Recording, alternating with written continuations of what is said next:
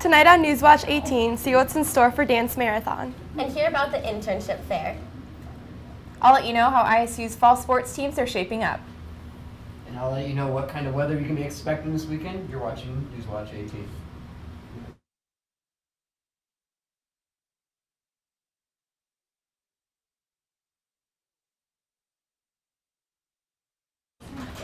Good evening. Welcome to Tuesday's October 20th edition of Newswatch 18. I'm Delaney Lawrence. And I'm Jenna Urich. The band Widespread Panic is returning to Stevens Auditorium this Wednesday, October 29th. Widespread Panic has been performing for 25 years now at concerts ranging from Bonnaroo all the way to Azalea. They are most known for their style of mixed blues, southern rock, and funk. However, this week they will be holding a food drive at their concert through their organization Panic Fans for Food that, according to the band, feeds people through music. In the past, they have raised $81,000 and over 9,000 pounds of food. Fans are encouraged to bring canned goods or monetary donations to their concert. The Greenlee School is hosting a Jumpstart internship fair tomorrow at the Memorial Union. More than 30 employers will be attending the fair. The internship will benefit students who plan to go into advertising, journalism, or public relations. Immediately following the fair, pizza will be served in the South Ballroom at 5 p.m. Shortly after, a discussion with professors and recent graduates will take place. Here you are free to network and ask any questions. Attending the event will allow current students to enter a drawing for one of 5 $100 gift cards to the Iowa State Book Fair. The internship fair will start at 1 and go until 5 p.m. in the Great Hall. Iowa State students have recently been introduced to a new phone app called Yik Yak as of November 2013, when it was first developed by Tyler Joel and Brooks Buffington. This app was based off of a Twitter account that allowed participants to anonymously write out thoughts, comments, and stories. Yik Yak is strictly anonymous, but is only open to college campuses due to its inappropriate content. At Iowa State, it is said that 25 to 29% of students use this app, and about 4 yaks, or comments, occur every minute. This popular app that is open to over 1,000 college campuses in the U.S. can be offensive to some users, and is therefore constantly being worked on to ensure a positive experience. Co-author of Decade of the Wolf, Returning the Wild to Yellowstone, Douglas Smith will present 20 years of Yellowstone wolves, Reintroduction to Recovery. As project leader, Smith supervises research on ecosystem responses to the predator and educates people on wildlife, conservation, and endangered species. Wolves were once among North American predators and listed as endangered in the United States by the 1970s. The lecture will be held Monday, November 3rd at 8 p.m. in the Memorial Union Hall. Smith's talk will be free and open to the public.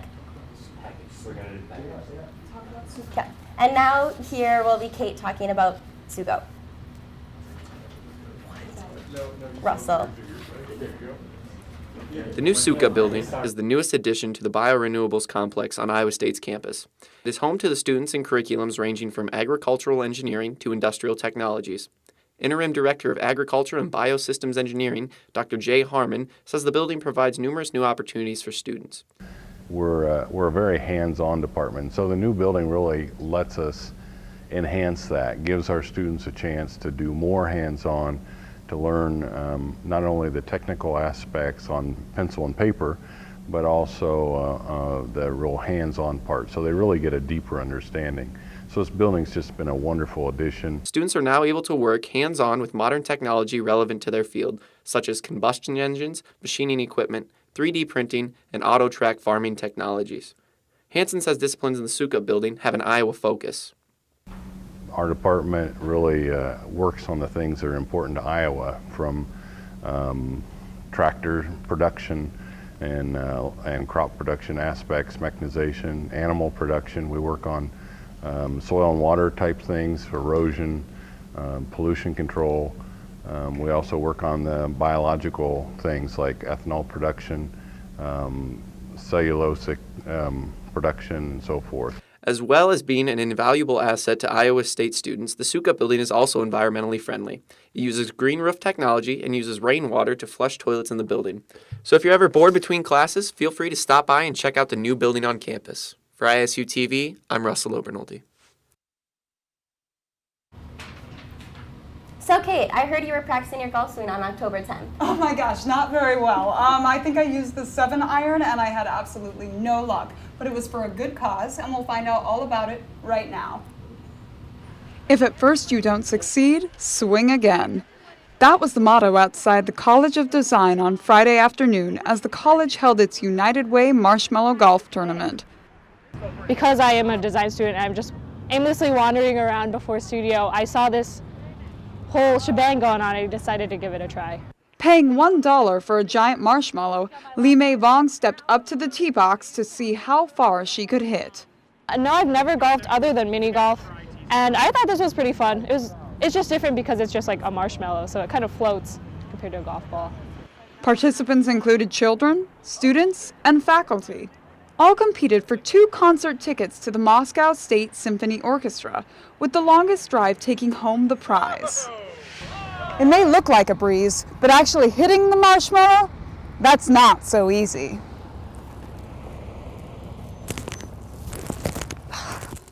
Proceeds go to the United Way of Story County, who determines how the money is used. As a College of Design advisor and multicultural liaison, Audrey Kennis helped organize the fundraiser. She says that different colleges at ISU host events to raise money for the United Way. It's almost kind of a healthy competition. So we're all competing, I'd say kind of against each other, not really, but we're all having our own campaigns going on simultaneously at the same time.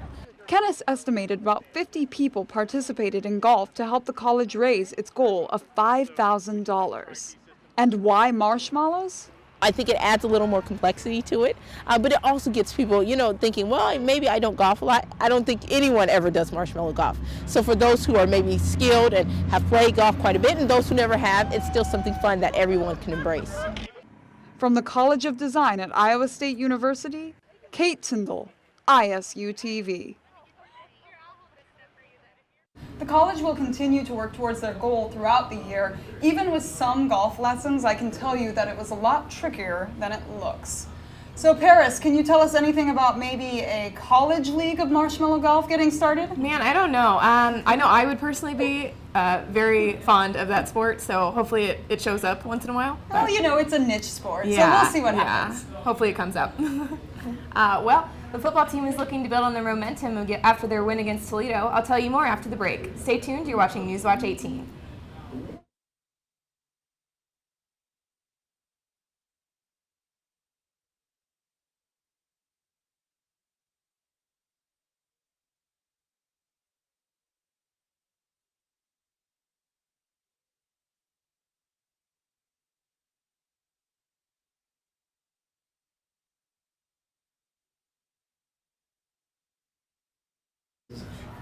Welcome back to Newswatch 18. I'm Paris Imholtz with your sports report. The Iowa State volleyball team lost in 5 sets to Baylor this weekend after a tough battle against the Bears. The loss dropped ISU to 3-5 in the Big 12 and 11-8 overall. The Cyclones jumped out front on the match, winning the first 2 sets of the night. They faced a tough Baylor offense as the Bears rallied for the last 3 sets in a back-and-forth battle. Sophomore Kira Capizio recorded 16 kills on the night, followed by outside hitter Mackenzie Bigby with 13. Freshman Alexis Conaway finished with 5 blocks in the match. The Cyclones have a Big 12 bye this week, but will be back in action Sunday, November 2nd, against the second-ranked Texas Longhorns. Despite the Cyclones' loss on Saturday at Baylor, junior libero Caitlin Nolan was named the Conference Defensive Player of the Week. This is Nolan's 3rd weekly award of the season. Nolan had a stellar night against Kansas last Wednesday, recording 43 digs in the 5-set victory. Her performance broke the Iowa State record and tied the Big 12 record in digs per match. Nolan led the defense in digs on Saturday, coming in at 35 to tie for the 9th most in Iowa State history. During the past 10 sets of play this past week, Nolan has only recorded 1 receiving error, earning a 97% receiving rate. She ranks 4th in the NCAA with 5.72 digs per set. The Cyclone soccer team suffered a 6-1 loss on Sunday to the 19th-ranked Red Raiders at Texas Tech. Sophomore Corey Willer provided the lone goal for ISU in the 33rd minute, earning her 10th goal of the season. She is now tied for 4th place in goals scored in a single season at Iowa State. Senior goalkeeper Andrea Swanson had 5 saves on the day, giving her a total of 231 career saves. Iowa State returns home for the final match of the season against TCU on Friday at 7 p.m. The Cyclones will recognize 6 seniors as part of their senior night ceremony. The Cyclone football team is back home this weekend as they go to battle with the 19th ranked Oklahoma Sooners. ISU is looking for its first win against the Sooners since 1990. The Cyclones are looking to build off high offensive performances in their previous 2 games against Texas and Toledo, in which they averaged 41 points and 489 yards. Junior quarterback Sam Richardson has contributed this offensive push, recording the top 2 single-game completion marks in school history. He has thrown for multiple touchdowns in the past 5 games, tying an ISU record set in 1983. The game gets personal for senior starting center Tom Farniak as he will face off against his younger brother Derek, a junior on the Oklahoma offensive line. The Sooners will be the 4th-ranked opponent Iowa State has faced this season. Game time is set for 11 a.m. at Jack Trice Stadium. And that's all I've got for your Cyclone Sports Report. What can we expect from the weather this week? We snap back to reality today, however, will we be warming up anytime soon? I'll let you know coming up in your forward forecast.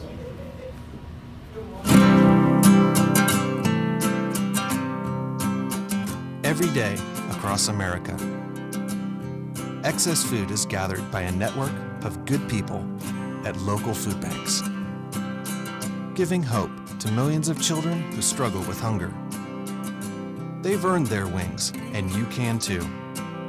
Together, we can solve child hunger. Support Feeding America and your local food bank at feedingamerica.org.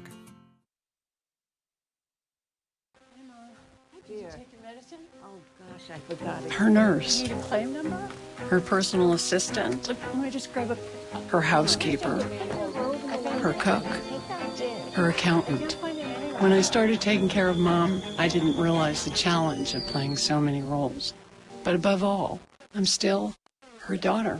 Visit aarp.org/caregiving to connect with experts and other caregivers. Together we can better care for ourselves and the ones we love.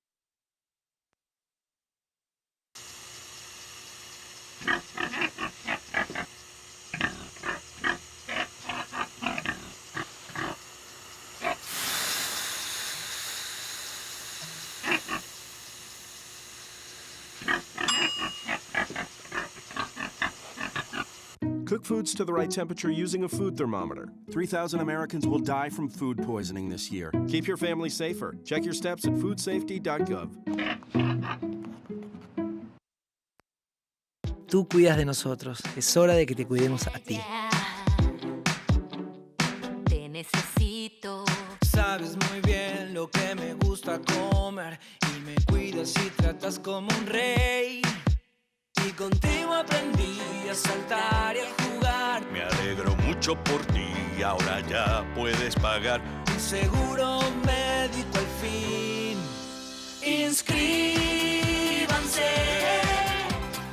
juntos queremos cantarles hoy.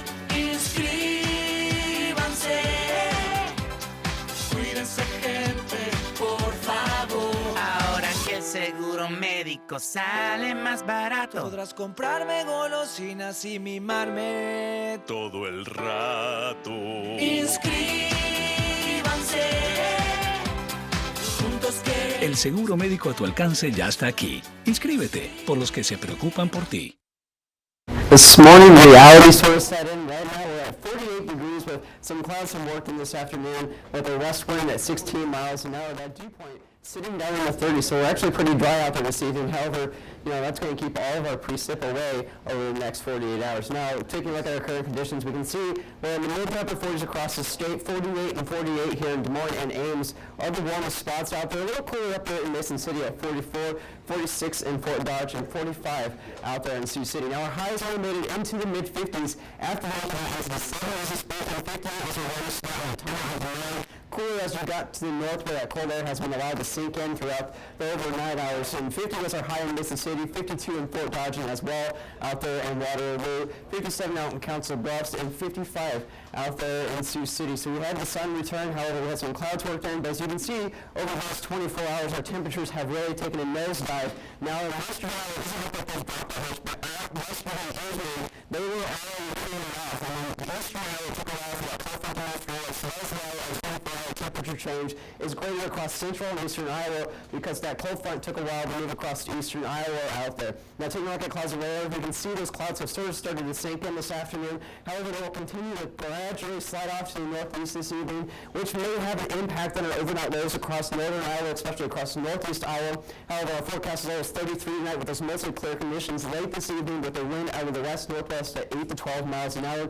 And eventually tomorrow, we'll be warming up into the mid-50s. The 51 will be our official high wind and also both the slight conditions with our winds once again out of the west-northwest. They were pretty breezy today with wind gusts up to 30 miles an hour. So tomorrow, the winds will be gradually calming down, which will be fantastic. So not as bad as a hair day tomorrow. But taking a look at your extended forecast, we slightly start to rebound by Thursday with a high of 57.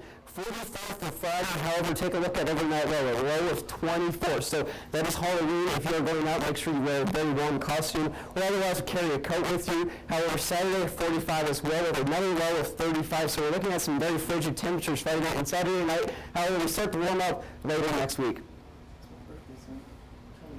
Iowa State is once again participating in Dance Marathon, a fundraiser that is designed to raise money and awareness for sick children across the country. All the money that is raised goes to the University of Iowa Children's Hospital through the Children's Miracle Network. Donations cover items such as library materials, music therapy equipment, and patient support comfort kits.